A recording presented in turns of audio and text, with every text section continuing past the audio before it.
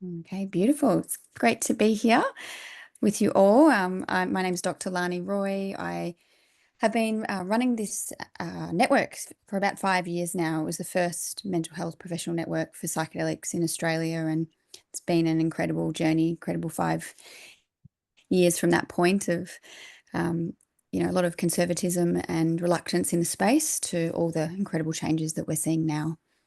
And we'll just take a moment to drop into this space together and shake off the day and acknowledge the traditional owners and the custodians of this incredible country, which we all, work, rest, play, and just taking a moment, you might want to feel into a really special place in Australia that is a resource for you that you can tune into in real time and even remotely.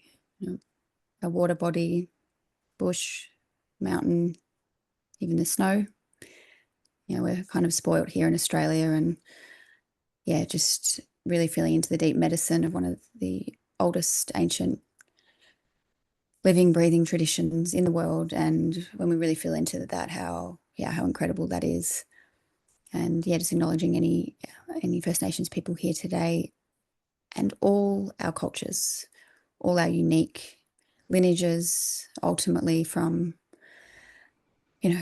this space, hopefully really feeling into the oneness and the interdependence and interconnection, regardless of race and color and all the things that, we identify with proudly, but also from a place sometimes of disconnection, and just inviting us to really lean into that shared field today. And acknowledging all the incredible medicine holders around the world, the jungle lineages and psilocybin altars and Wachuma and the TP, and even the synthetics and the Shulgin's lab in America, all the wonderment that exists around the world. And collective prayers to all the people out there that are experiencing prohibition and pretty harsh conditions for things that are now, in many countries legal and respected as medicines. Great.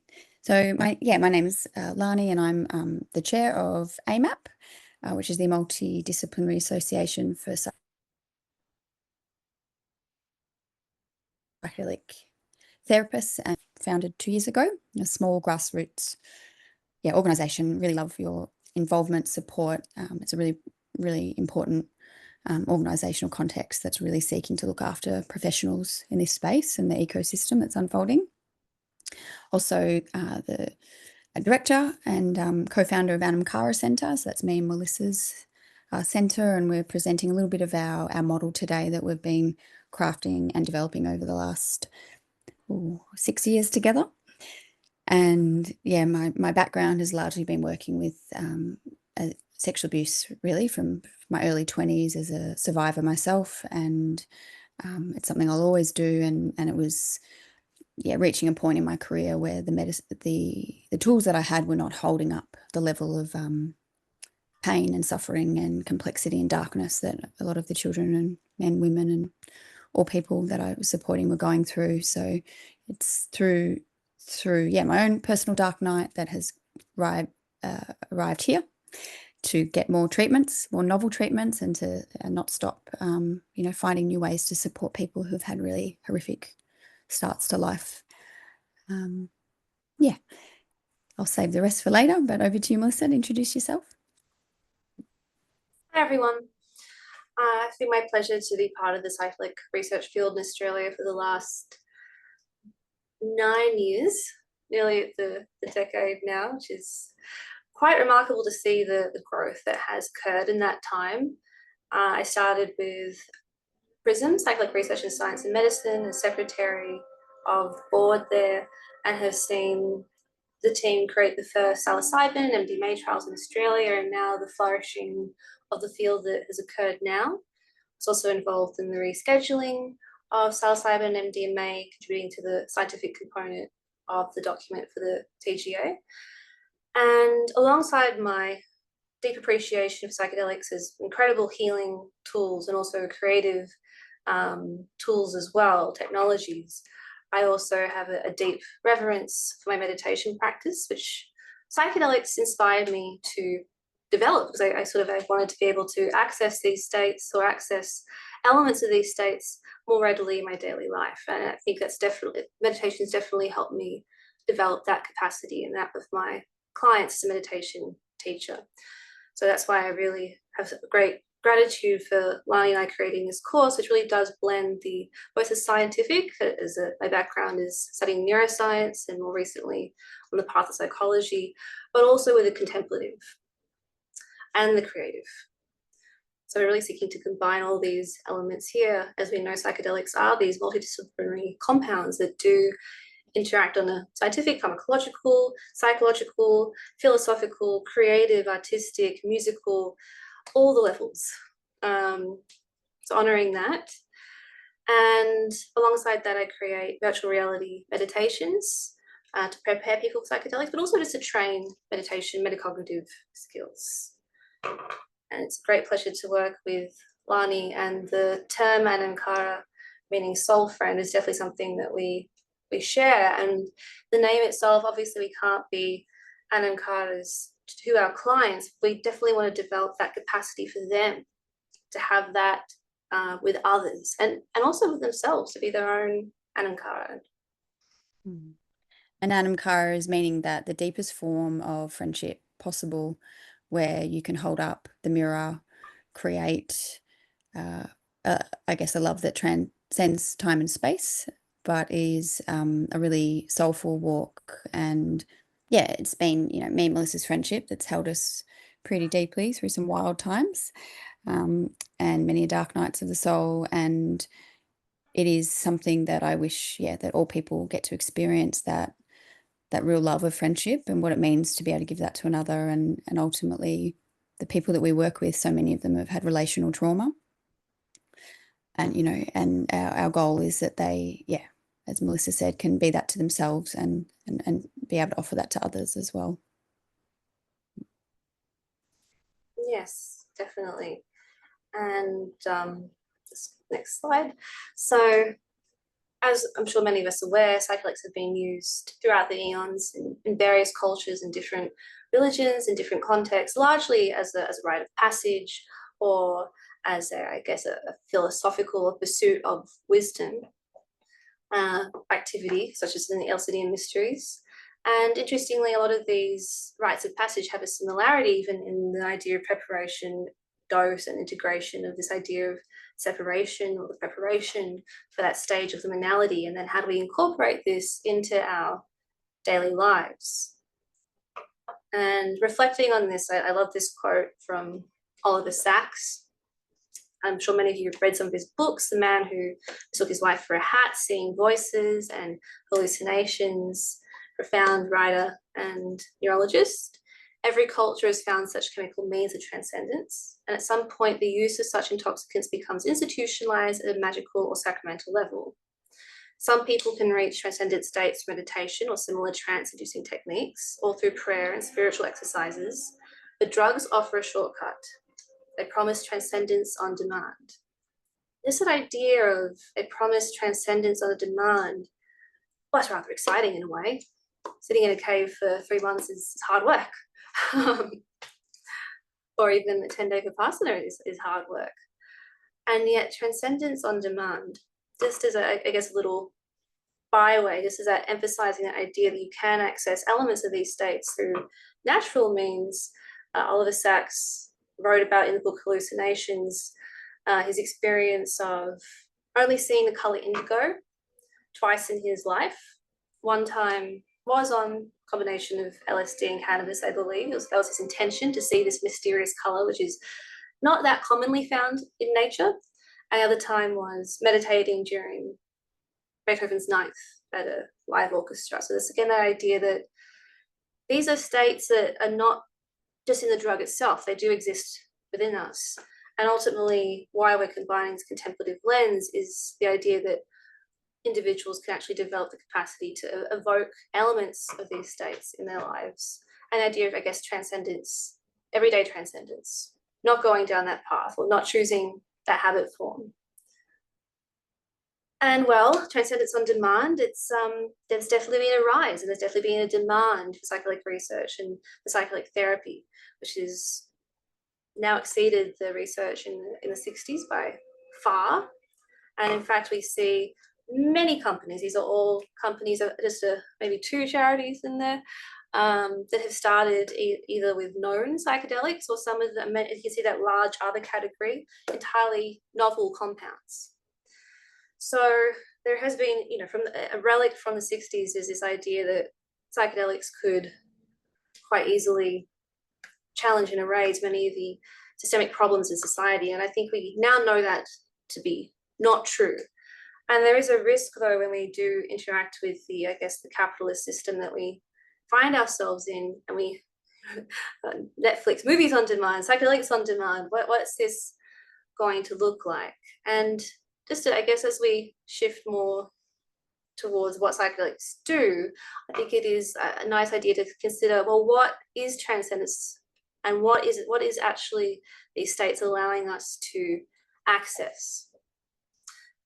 So psychedelics can modulate the fundamental structures of our experience, from self, relationship, beliefs, norms, perception itself, vision itself, and thus a modulation of self, a deconstructive in that peak state, also a reconstruction of self-identity over time through integration. And they can shift the view, like your perspective, your view, the way in which you're perceiving the world, rather from the frame that you're perceiving. For example, exists the same as meditation, existing and relating to experience through your emotions. You can actually start to see and look at your emotion, look at sensation. So they break up the gestalt of experience, the norms of experience in all these different ways.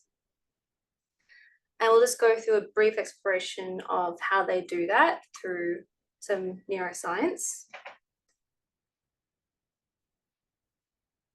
So surprisingly, I'm sure you can all read this paragraph. Can you read this paragraph despite the letters being jumbled? This is an example of predictive processing. Our mind offers summarized versions of reality based on predictive priors. Have you ever stopped to wonder what if the jumbled parts that you're missing are important, or better yet, all things beauty?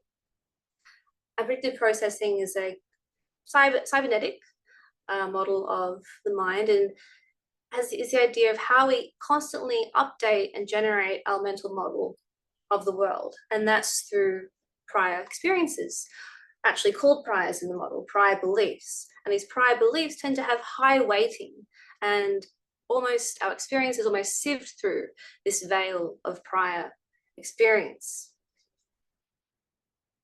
The brain is constantly updating its hypotheses, and from both the sensory world, but also from these priors. Again, here, another example of predictive processing. Do you see, many of you might see the beautiful woman, but there's also another character there, and that's actually a rather large-nosed, older lady wearing a veil, her mouth not a choker. And if you saw the beautiful woman, well, I don't blame you. Your predictive model prefers youth. There is a bias there.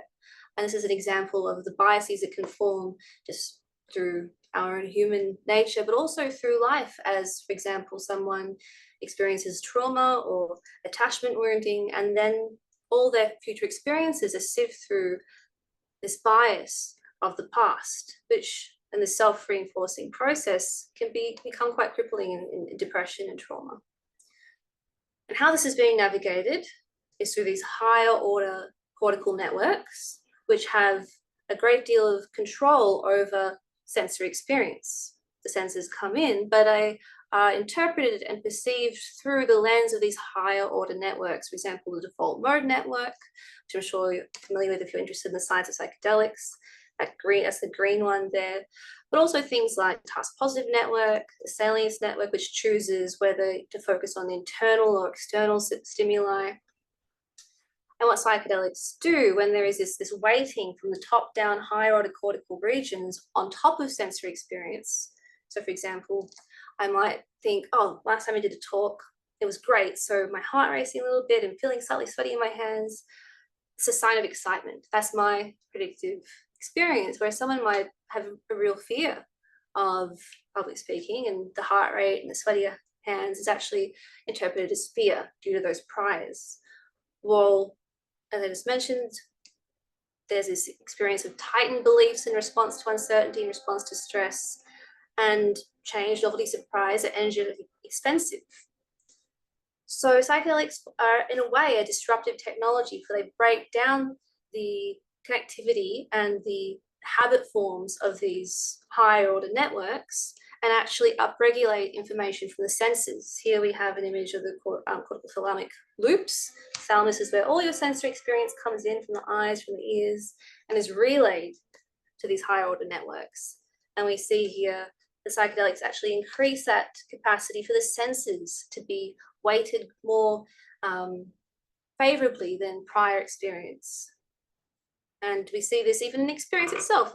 They disrupt visual experience. This is artistic representation of the different levels of visual distortion that can occur. And even this experience itself, well, if my visual field can change, maybe I can change. Just because on a sort of subconscious subtle level, the world isn't as solid as I once thought it was. And the senses become more a source of information and prediction for the future.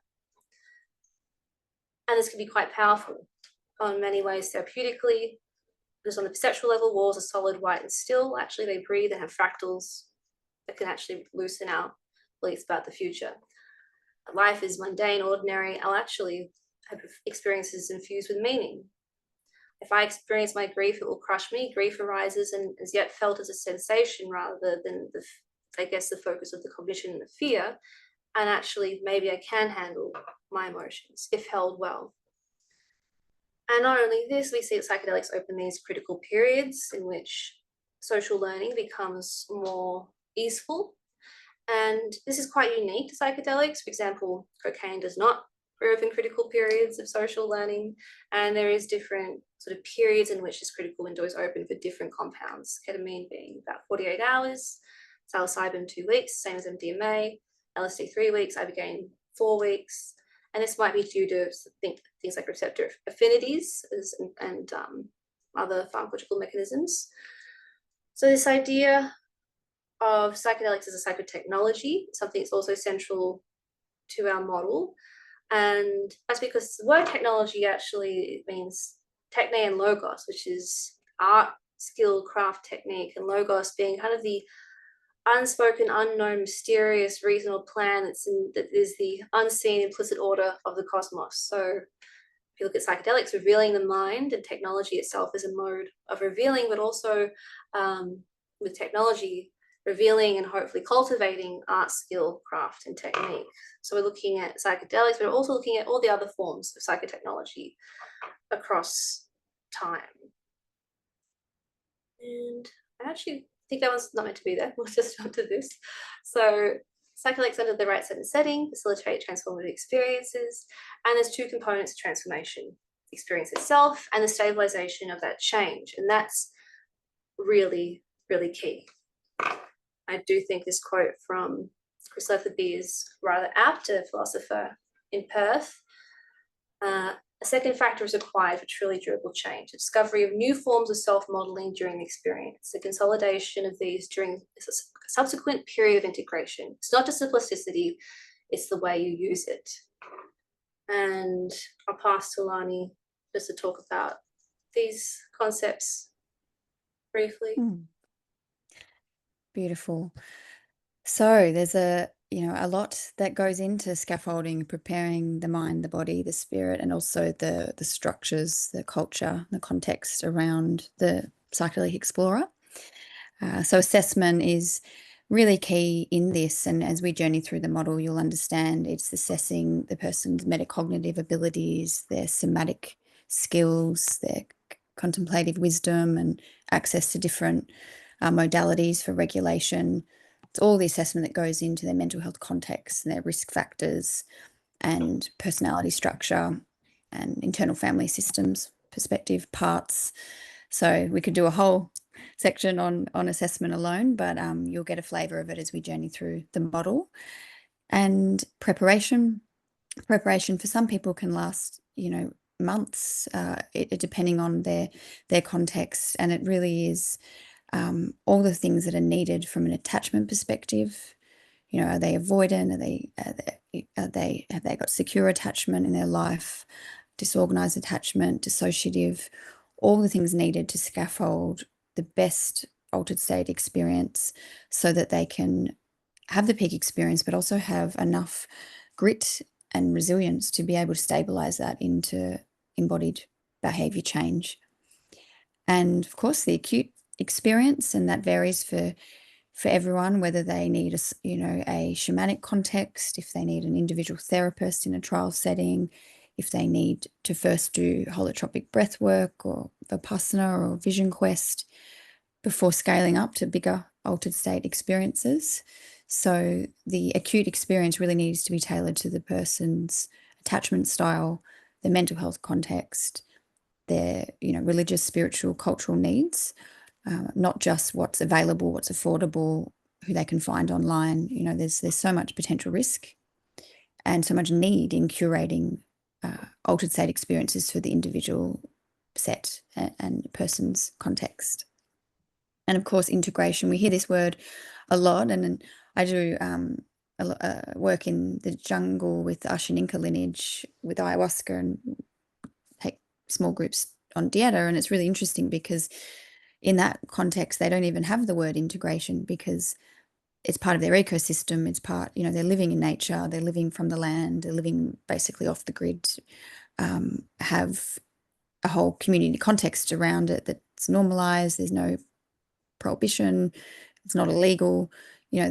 We live in a modern context where we're surrounded by fragmentation and individualistic context and a whole range of pressures and a whole range of fragmentation. So we actually have to work pretty hard to stabilize a life that is fit for flourishing and flow. And, integration is an ongoing commitment to self and the mystery and the relationship with the nature of reality, and a whole range of tools and practices to keep us connected to the field of interdependence, because our culture really isn't geared up for stabilizing altered states as other cultures are.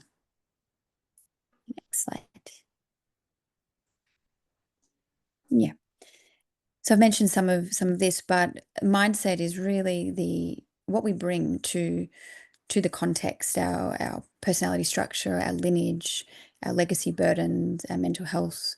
As Melissa mentioned, with predictive processing, many of the clients that we support and in the trials have really serious major depression, tough executive functioning challenges, and really locked in rigid belief structures.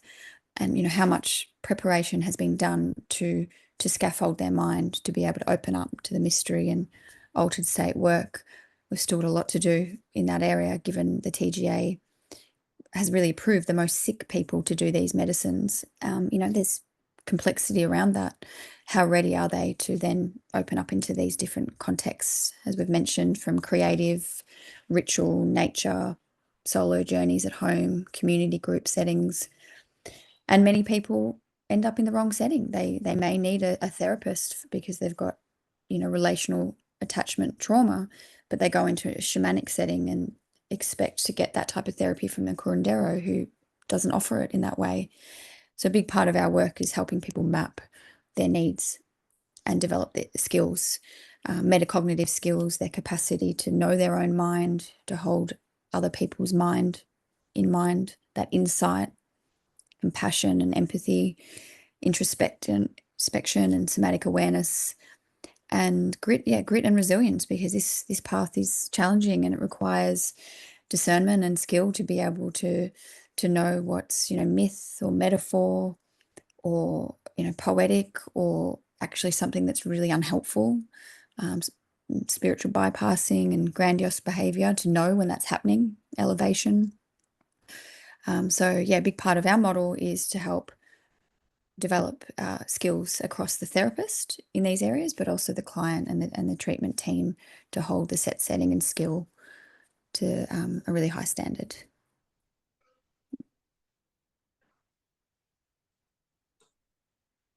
And just some predictors for positive outcomes for psychedelic therapy.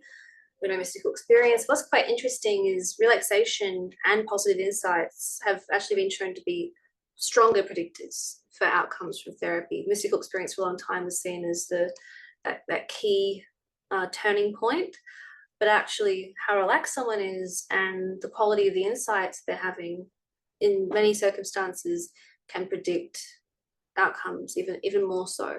Connectedness is also a key one, capacity for surrender, emotional breakthrough. And a lot of these skills I feel can really be supported through really strong preparation, through contemplative practices. And that's what we're really interested in showcasing, because it's not easy to just let go and surrender and move into the field of experience, into whatever you want to call it, natural mind, open awareness. There are things that tie us to our sense of self. And not only that, in the words of Anne Schulgen, who was one of the OGs of psychedelic therapy with her husband, Alexander Schulgen, who developed many psychedelic compounds and repopularized MDMA. In her words, there is no casual experiment when you're dealing with the human psyche, especially when you're dealing with a part that's not conscious most of the time. You're dealing with life and death, whether you expect to be or not. And this, and yet also the potential, as I feel really well described by the term oceanic boundlessness, which is a term, when I heard that, even prior, I think probably 10 years ago, I just knew that this is the field I wanted to be in. The fact that this is a scientific term. We know that degrees of oceanic boundlessness correlate with decreased default mode activity. It's something that is measured in many trials through the altered states questionnaire. And what is it? Is this feeling that the boundaries between self and world more porous. It's that sense of that connection to nature, to mystery, to beauty. And yet also implicit in the term is this idea that you may very much be out of your depth, both as a journeyer and as a therapist. These states require tools of navigation, cartography, perhaps some supports, an anchor, a vessel.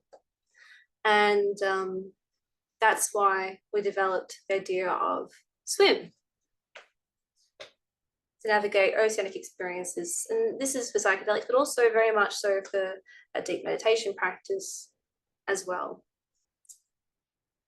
And in the words of William Faulkner, we cannot swim for new horizons until we have the courage to lose sight of the shore.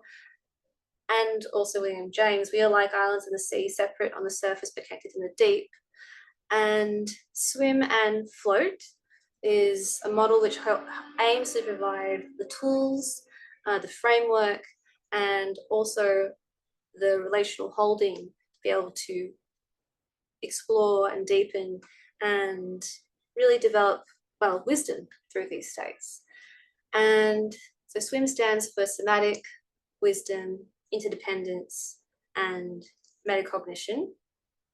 We often start with metacognition, a bit out of order, just because that fundamental element of mindset, set and settings, is sort of where it began. And mindset is your capacity to become aware of the metacognitive lenses that you're wearing at any time, and to ideally for them to be developed into ones of mindfulness, of a capacity to separate oneself, to self-distance, to decenter from experience, and to be able to witness both multiplicity within and between self and other, and to honor that multiplicity. And through these tools, develop meaning in one's life that is stabilized, that is mindful, that is therefore unbiased or less biased. Can't remove all bias, and perhaps existentially grounded. And next, we often turn to the somatic, because ultimately, to develop mindfulness, we need to be able to actually notice what is happening in our bodies. And for meaning, often need to make sense of the patterns that are so intrinsic to our nervous systems, that develop so strongly over time. So fundamentally, agency, what's what the body is for, ultimately to move around in the world. And Bessel van der Kolk also says that agency begins with interoception, the capacity, again, mindfully to notice what is happening in the body. So be able to develop that capacity. And once we do start to notice interoceptively what is happening, we might start to notice patterns of neuroception, our nervous system storylines, fight, flight, fawn, freeze, and begin to sort of unpack to know where they came from, but also just become agents in how we regulate and co-regulate with others in response to these storylines, but break the story through new patterns of regulation, which together can lead to high levels of embodiment, both on a subtle level. So we talk about subtle embodiment, also gross embodiment. Subtle embodiment being sort of more, I guess, gentle capacities of attunement and meditative ease and open awareness, whereas more gross levels being, for example, women tracking cycles for everyone. What's your sleep like? Exercise, movement. We want someone to at least have something they're doing with their body, whether that be walking, anything before a journey, just to have that access if health allows. Lani, did you want to speak to interdependence? Yeah, one of my favorite areas. So, as I mentioned, many people that come to this treatment have had really lives of disconnect from self, from culture, from family, from nature, reality, from spirituality, nature, and this is where we see the rise in suicide and family violence and crime and all the things that we're dealing with as a culture. And psychedelics really can open people up to that potential within themselves to transcend their story, their shame, their mistakes, the things that have happened to them, the I am stories, and really open up into that field of interdependence and connection. So throughout our course, whether it's training the therapists or working with our clients, it's exploring what is their relationship with creativity, their transpersonal language, their, how often are they accessing transcendent states, and have they been safe? Is there spiritual trauma? Have they had a background where God and religion or altered states was compromised, and even from an abuse context? So it's really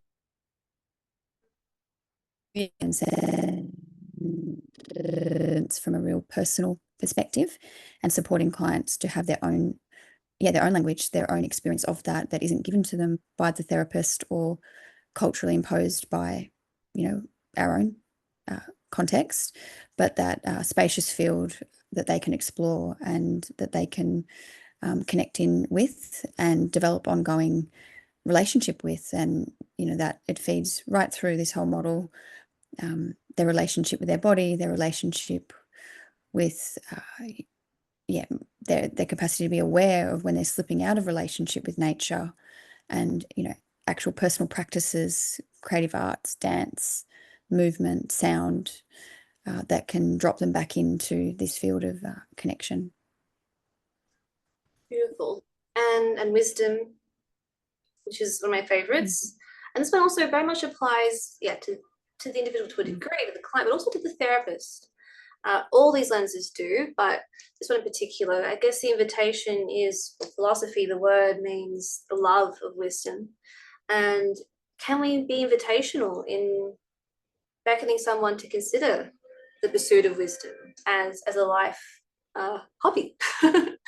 What would that look like for them? What is their relationship? What philosophies have influenced them? And what schools and what models and what ways can we help them develop contemplation tools? The etymology of contemplation. Contemplation is the temple, to go to temple, to turn towards the divine, to aspire to something more beautiful, more whole.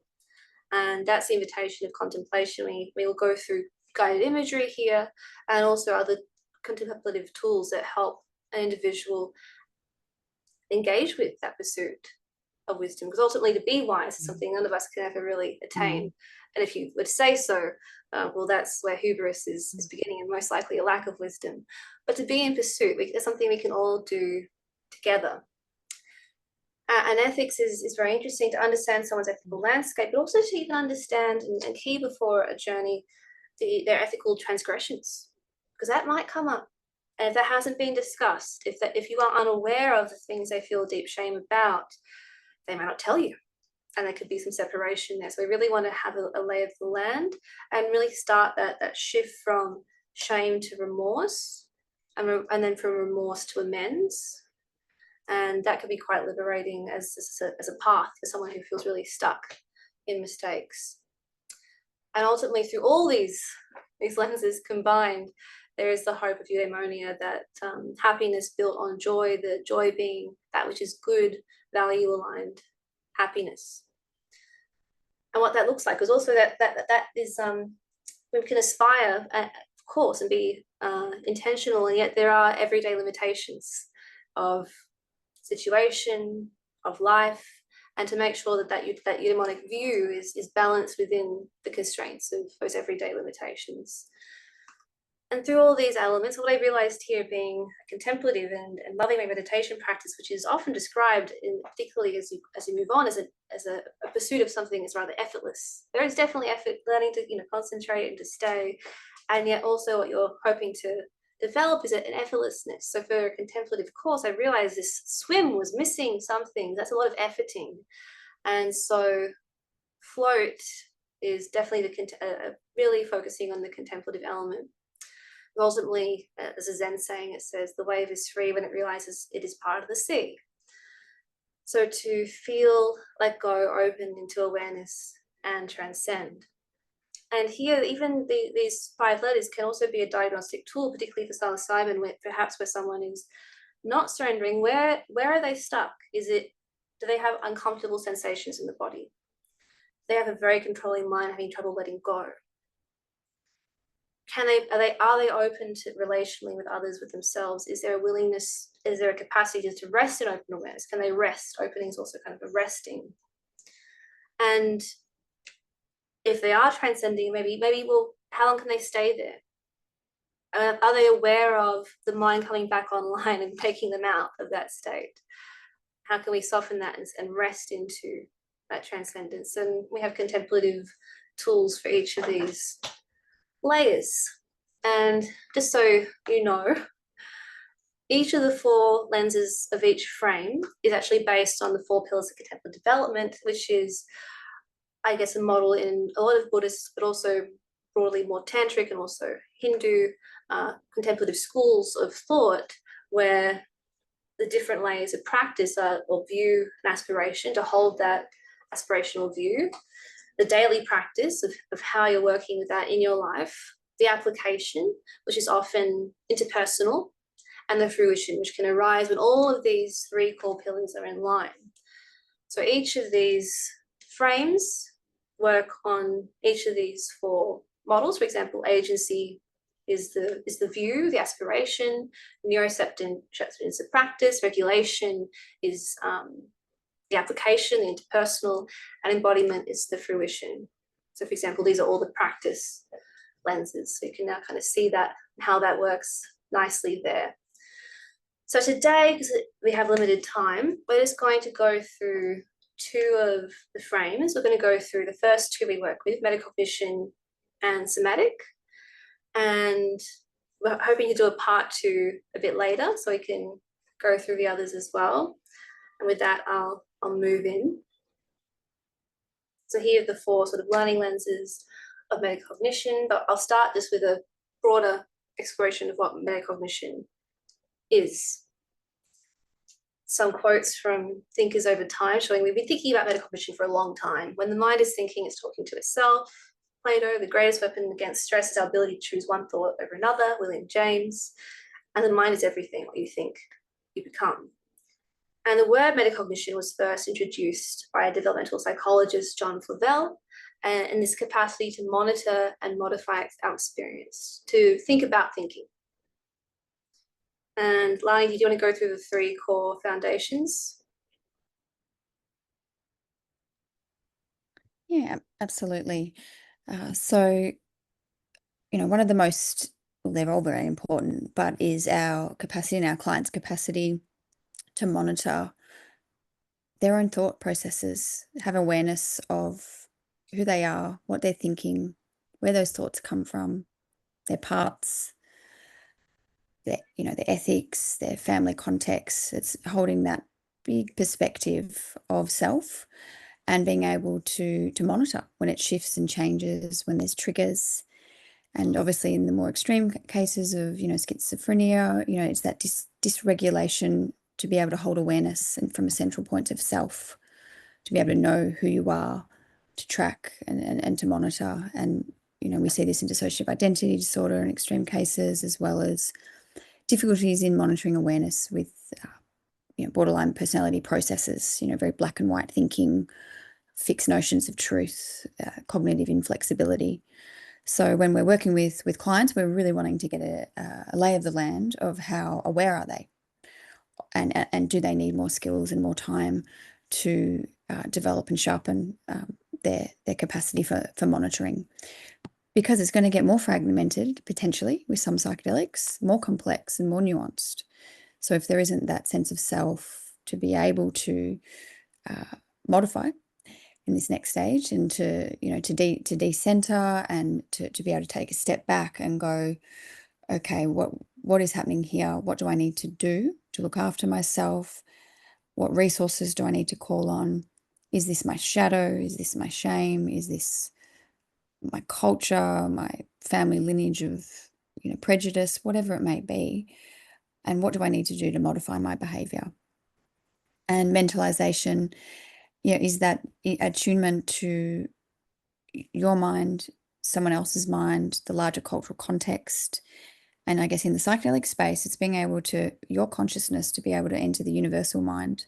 So your consciousness might be fragmented, you're bringing in your family lineage, and then you're opening up into rich phenomena, which could be very fragmented as well. And how much skill and discernment do you have to sift through that, hold it, explore it, make adjustments to your body, to your breath, to your thought processes, to how you tune and tweak, I guess, altered states of consciousness, as opposed to just being consumed by it and thrown around in it without those skills to decenter and modify and adjust.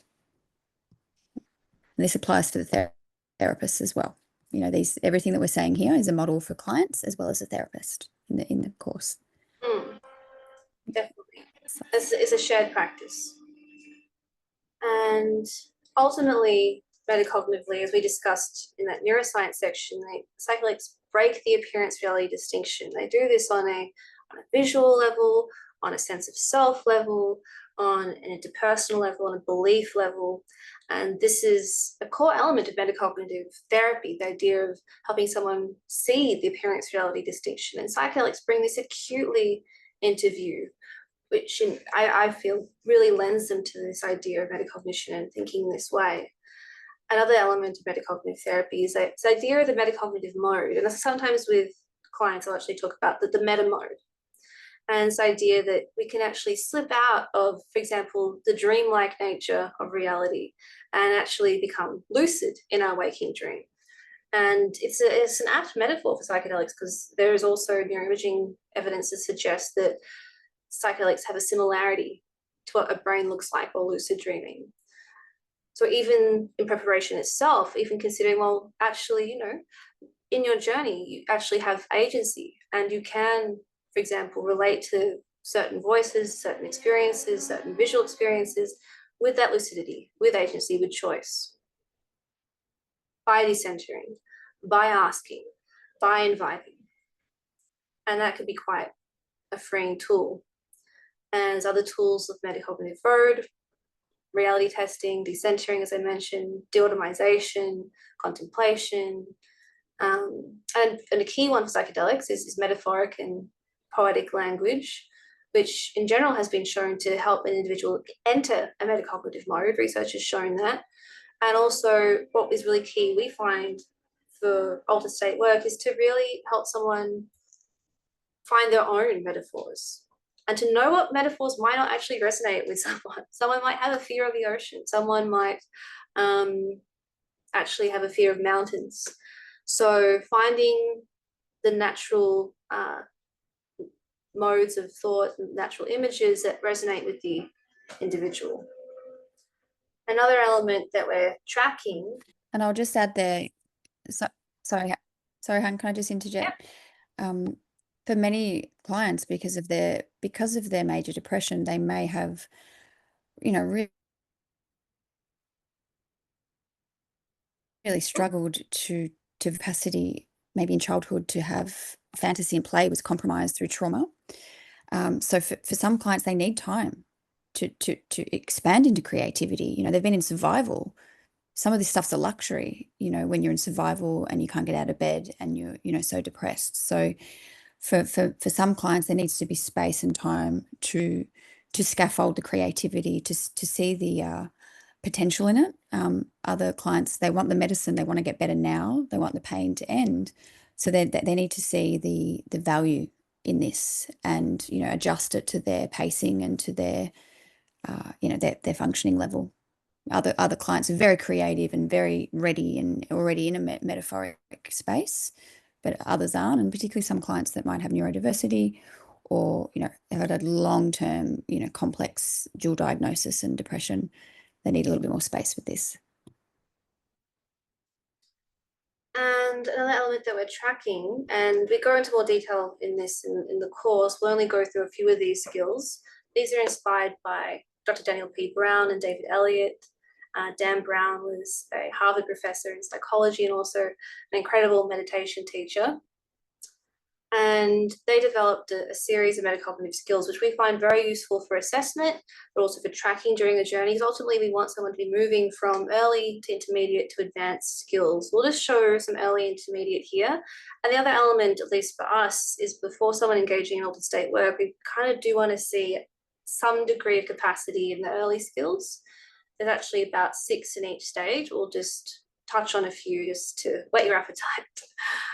So in the early skills, the accurate attribution of emotion and feeling. Again, this is this monitoring and modifying capacity, particularly the monitoring, and meaning making, being able to have some capacity to shift storylines. If there is just so much solidity before a journey and there is not even an openness to other ways of interpretation, that's a little bit of a warning.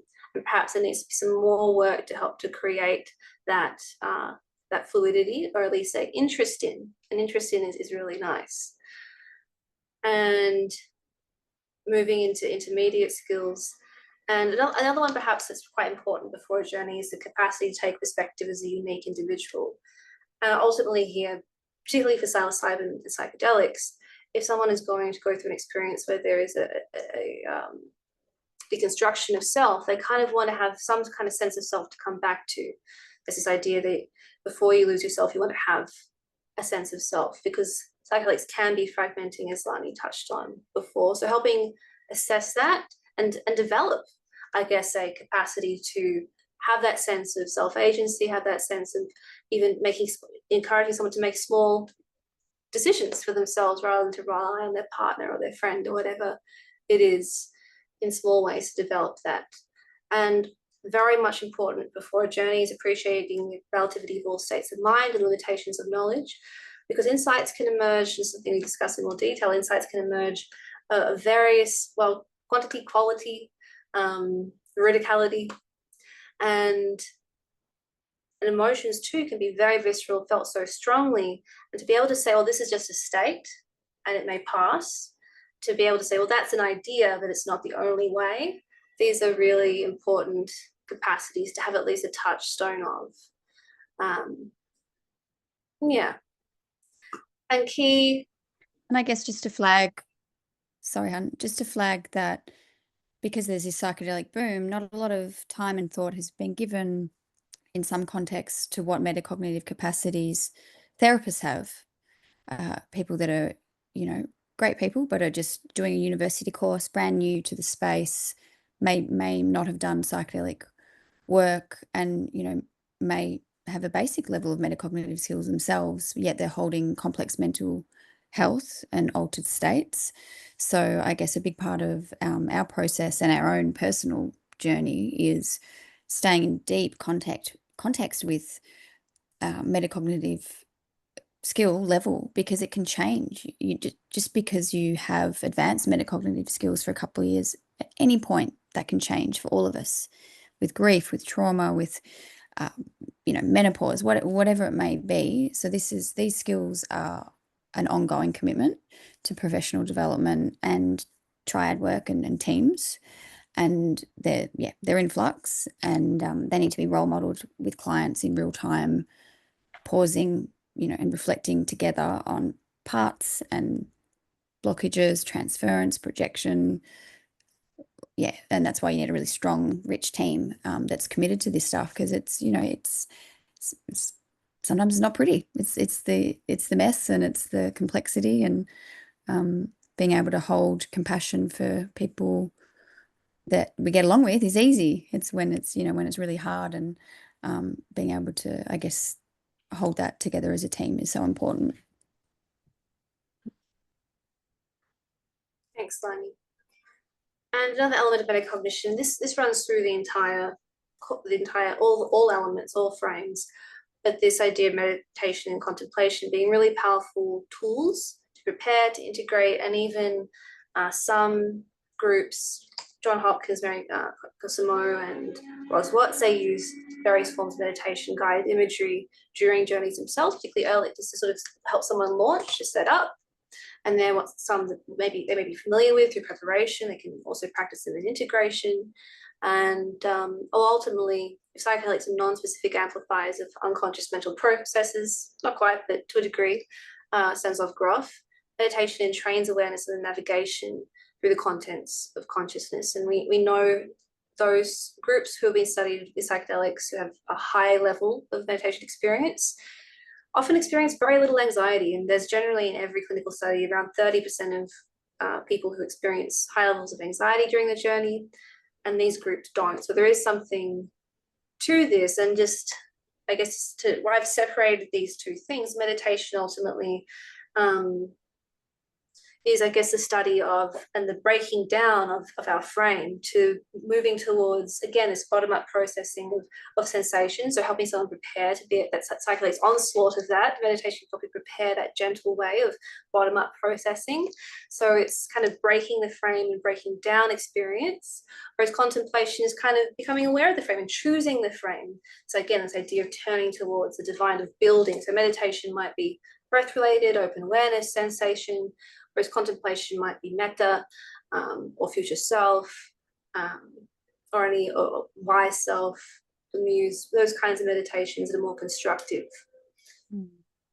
But also to add there, we know many people that might be really strong meditators, have, great practices for regulation, but that doesn't necessarily always translate to relational skills and being able to be in relationship with others, and ethics and right relationships. So I guess the swim model, it's not just about those skills for meditation, but also how does that transcend into community and into actual real world embodied relationships. So when we're working with clients, we're assessing not just, can they sit in deep meditation? What does that actually mean in reality when they get out into the world and someone's being awful to them, or they're triggered, or they're challenged by us in the therapeutic team.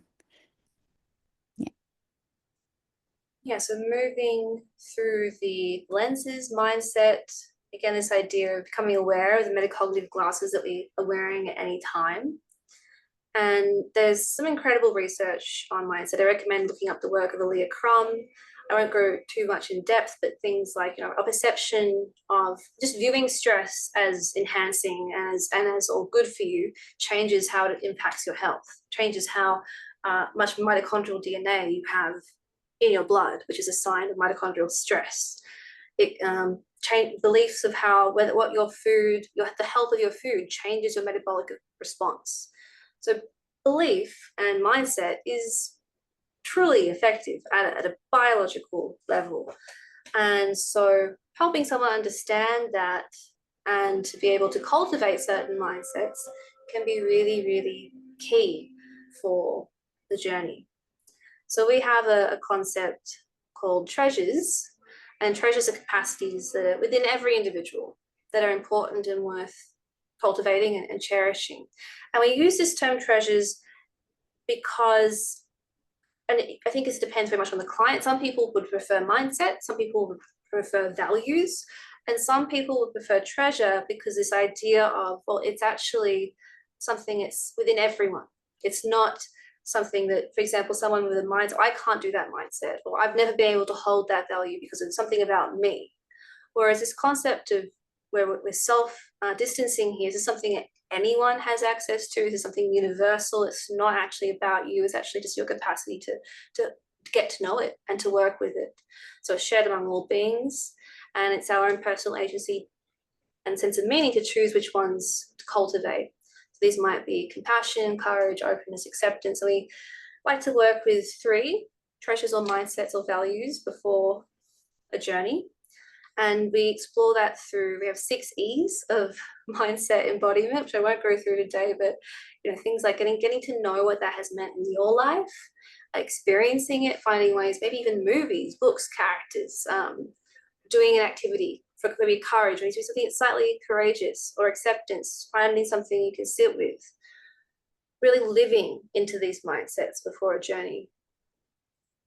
And moving into mindfulness. And what I also see even in integration is over time, a client can develop a real library of mindsets. So they might be actively working, say, with courage, acceptance, and grace, but they already have compassion. They already have creativity from a previous journey, and it can be a wonderful, wonderful thing to see evolve.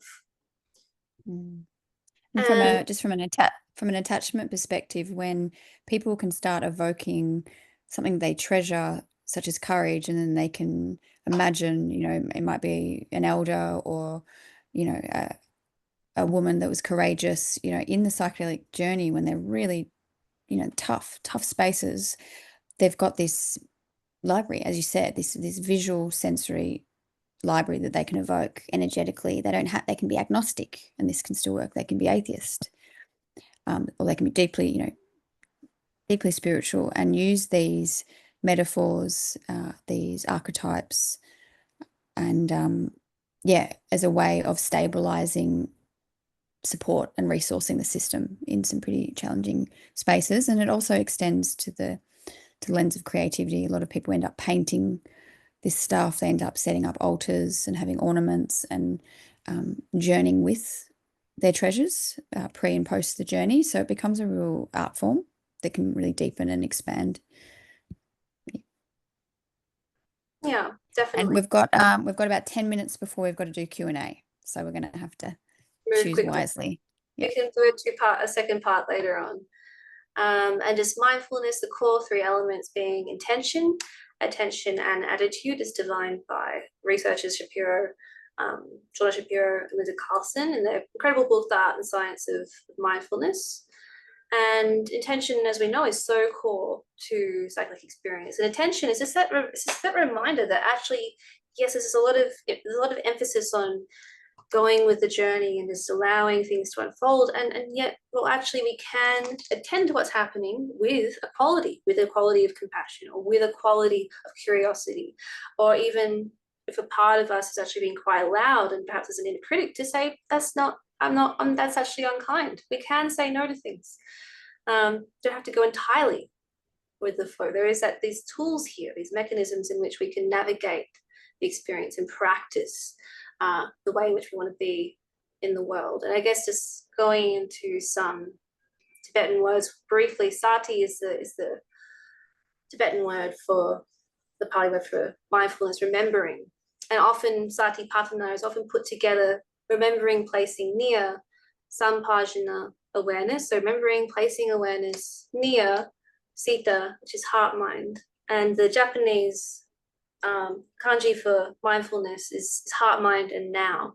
So I think that's a nice way to remember both the origins of these practices and also what it really means to be mindful.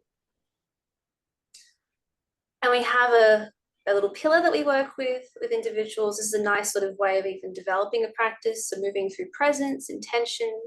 In traditional practice, you don't just start with the breath, you don't just start with open awareness. You always, every time you sit, bring in intention, bring in the view. And it's something that's often missed in Western mindfulness. And I think it's really core, particularly to bring that back into mindfulness and also in meditation, also for psychedelics. It's having that view of loving kindness, in the invitation to let go and to remain aware and to rest and to shift from self-identification to a decentered perspective and to see what is arising from a space of arisings from a spacious awareness. And call to the mindfulness lens is also developing an intention, and we have a process to help someone do that and some really clear instructions inspired by some work Gabor Mate has done and shared. And having the intentional anchor and the three treasures are three of the core elements for preparation in our model. Moving quickly through multiplicity, I think here what is core, a lot of people will be familiar with parts work, with IFS. We're not going to go into that, but just this idea that from Jim Fadiman, that a great deal of everyday evidence for health and multiplicity, and also mental health as being in the right mind at the right time. So this idea that there are multiple perspectives within us, and the invitation is to create relationality, to create coherence, to create collaboration internally and also between the therapeutic team. And what I find for anyone who's a bit skeptical about this idea of parts is just to consider that this languaging is actually just a form of self-distancing. And there's been a lot of research on how self-distance journaling can actually really improve someone's self-compassion and even wisdom. And there are some papers there. I think also key is to remember that therapists also have parts. The team also has parts between the therapists, and also that might react to the client's parts. And a big part of our model and the reflective practices that we put in is to notice your parts and to notice when they might emerge. And just really highlighting that some of the most, I guess, complex protocols that I've worked on have been potentially eating disorder context, when the client is fused really deeply with they are this, and the capacity to self-distance is really tough. And I would say I've seen some great results with ketamine, the capacity for ketamine to soften people's I guess certainty about themselves and about their mind and how narrow their life has been, and their capacity for uncertainty. And with ketamine has really, I've seen it just literally in real time, people being able to just self-distance and see a different view, see a different perspective, maybe not be so certain that they need to starve themselves because they're ugly. Just literally being able to see that in real time has been, a real highlight of my career. And I think there needs to be far more research done in the potential of ketamine as a preparation before other medicines like psilocybin and ayahuasca, so that people can lock in more with the self-distancing before they go into some of these bigger and longer journeys. Mm-hmm. And even cultivating we call them inner mentors, such as the wise mind or the inner cheerleader, the inner nurturer, the compassionate self-protector, future self, and be able to call on them as a tool of multiplicity. And lastly, for this framework, meaning,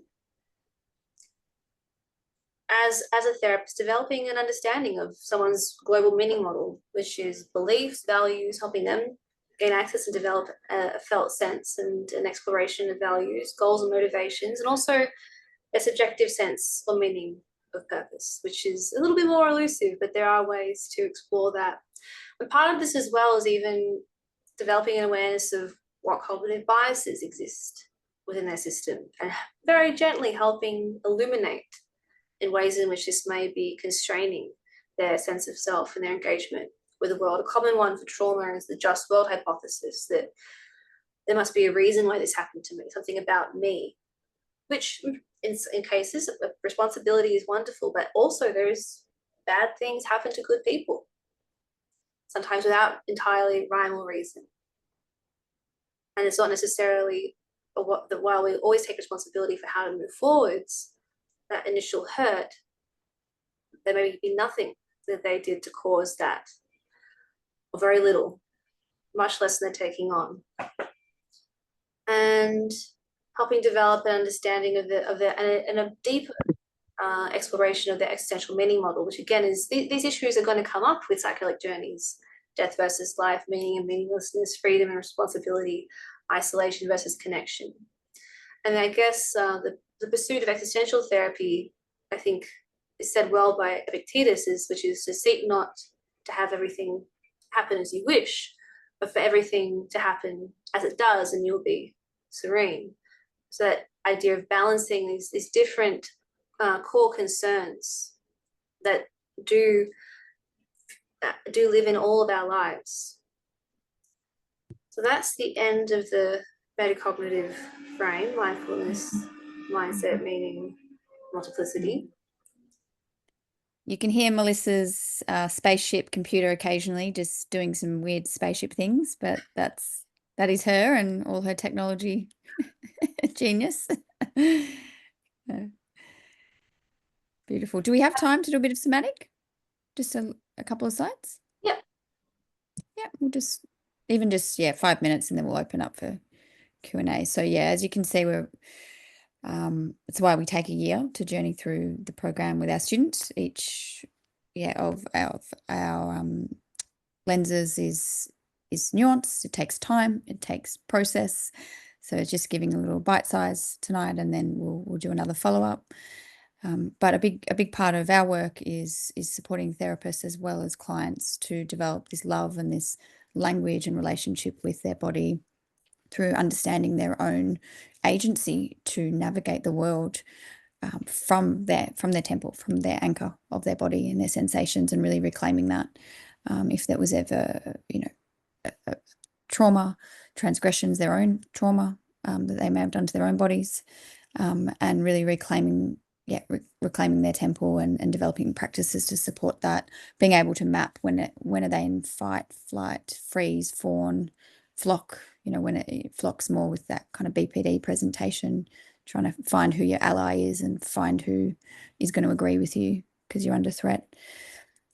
Being able to understand when you're going into different nervous system states and why and what you need, what's triggering it, how you behave when you're in those states. So that's where the metacognition, pairs beautifully with all these lenses, and developing tools for regulation before, during, after psychedelics, people's sleep, their diet, their drug taking, their sex habits, their any addictions, just really anything that is causing fragmentation, dysregulation, shame, hurt, and biomarkers to be depleted. We pay close attention to this and helping activate that love of self-care to, not do these things because they have to, but because they want to. There's that agency, there's that meaning, there's that value in life, and cultivating embodiment practices and community that can come from paying attention to your body, through movement, through yoga, dance, sports. And we really want clients to have, examples of these practices in their life. There's a real risk factor if they've got no, limited awareness of their body, all their nervous system states, poor biomarkers, and then not a lot of actual self-care practices. It's a real risk for the medicine being too much and them not knowing what to do with it. And I'll just reiterate, our model applies to all clients with or without psychedelics. I work with a lot of clients who aren't doing any altered state work at all. And the swim model can be applied because, as we say, life is psychedelic enough. We're born into this great mystery, suspended in space. One day we'll die. And if you look at the nature of reality, even without drugs, it's a lot. And this model can really support people just through their own journey of being alive on this planet at this time. Yes, so there is more wisdom in your body than the deepest philosophy. And we're really looking at the science of somatology, seeing the human spirit as transparently embodied and transparently inspired. So we are agents with huge capacity, not only with our minds, but with our bodies, our cells, with our inner healing potential. We really want to help unlock that for clients throughout their journeys. Just very briefly, and we'll probably just even kind of finish on just alluding to these maps, because this is a bigger piece of work I do, particularly with ketamine and cannabis assisted psychotherapy, is really supporting people to move through these states.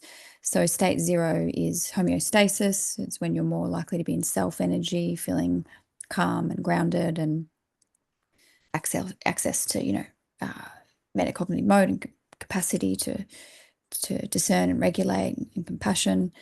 But then as the clients that I work with, what they might do is they might take their ketamine or their cannabis, and I invite them to be, this is just one way of working. It's a very particular way that requires training, but I'll use it as an example. There's no music, and that they're invited to be as still as they can for as long as they can and tune into their body and see what naturally arises. Often people start to go into flight to fight. And that's state 1. That's that upregulation, hypervigilance, restlessness, agitation. They want to move. They want to pull away from sensation. It builds, and then they can elevate into state 2, which is more of the PTSD related symptoms. If you want to move that along, Hunt, does it go along? Yeah. So that's when they're experiencing their trauma. They're experiencing the PTSD in their system, and if they're able to stay with that, and there's a whole range of skills that goes into this. There's connection, there's attachment, there's solutions, offering care, offering being seen, being attuned to. If they can actually stay in that vibration, often there's shaking, there's crying. Often they can go back to state 0 afterwards because they've had it released. They've actually been able to witness their trauma, have it reverberate throughout their nervous system, have it held and seen and supported. But some clients, depending on their nervous system state, may get to state 2, and then they may just all of a sudden float away. So they're panicking, they're in terror, and then all of a sudden, oh, Lani, I feel sober. I think the medicine's worn off. And I might ask something like, how do I feel to you in this moment? And they say, oh, you feel really far away. Okay, how does the world feel? I know it's not really there. So they're dissociated, their nervous system has calmed itself, pushed me out, pushed the world out. And in that space, you can get a real understanding of, what they've done to survive, what their body's done, and, how they live in that state. And state 4 it's really interesting, state 4, because it can be, a lot of people can be in state 4 and think they're in state 0.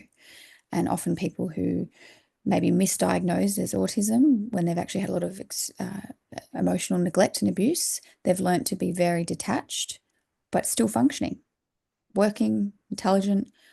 They, look normal, but actually there's this space. They've learned from a very young age, feeling is harmful. I'm just going to be a little bit robotic, a little bit detached, mask. So people can be in these states for very long periods of time. And the goal of the way I work and the way we train people is through the relationship in the room, through the deep connection between the client and the therapist, is to be able to hang out in these spaces, to actually dissociate, be in dissociation, stay there. What does it look like, feel like? What are you missing? What's there? What's not there? And clients get this confidence and capacity and deep respect for their nervous system. And then at various points, solutions are offered that are organic from the client. For example, I'll just give one example. A client might be in state 3 or state 4 dissociation for 40 minutes in the journey. They've pushed me out. It's cold, but they're good because they don't feel. And I might ask something like, what's missing? And they say, warmth. And I say, well, how would it feel if I offered my hand? And, they agree, and we've set that up prior, and they go, actually, it feels really warm. I invite you to open your eyes and look at me. And that's often there's that crying, there's that cracking. You're real, you do care. There is warmth. And they start coming back. So yeah, this is the map that we teach to and journey deep with, and therapists having a deep understanding of their own parts, their own nervous system states and their edges. What can they hold? A lot of therapists don't like dissociation. They really try and bring people back really quickly. But there's a real skill, and it takes time, and don't be doing this without training and support, but there's a real skill in being able to hold someone in dissociation deeply. And ketamine has taught me that, and it's been one of my biggest teachers, and seen some of the best results, given I've been a sexual abuse therapist for 20 years. But we need more data and more research in this space.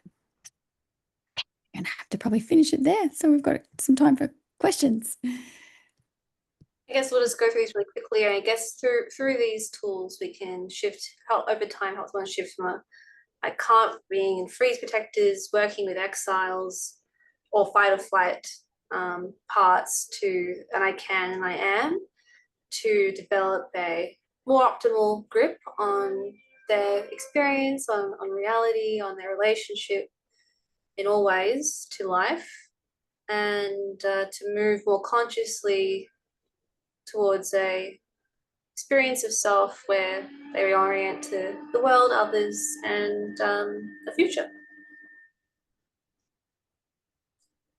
And thank you.